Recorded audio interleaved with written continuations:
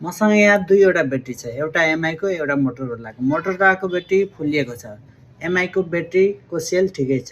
यसको ब्याट्रीको सेल यसमा हालेर म यो मोटोरोलाको ब्याट्री चलाउन सक्छु त? हेरौँ है। यो ब्याट्री हाल्नको लागि मसँग फोन चाहिँ लेनोभोको छ। धेरैजसो टेक्निसियनहरूलाई त थाहा नै हुन्छ, लेनोभोले धेरै ब्याट्रीहरू मोटोरोलाको युज गर्छ र डिस्प्लेहरू पनि धेरै मोटोरोलाको डिस्प्लेहरू फिट हुन्छ।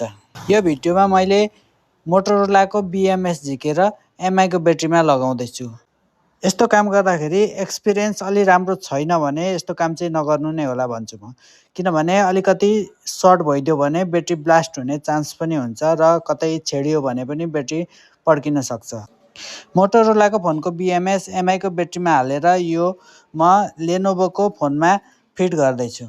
अब हेर्नुहोस् त, फोन चार्ज पनि भयो र पावर अन गरिसकेपछि फोन पनि राम्रोसँग चल्यो र यो ब्याट्रीले राम्रो काम पनि गर्छ। ल, यो फोन कम्प्लिट भइसकेको छ।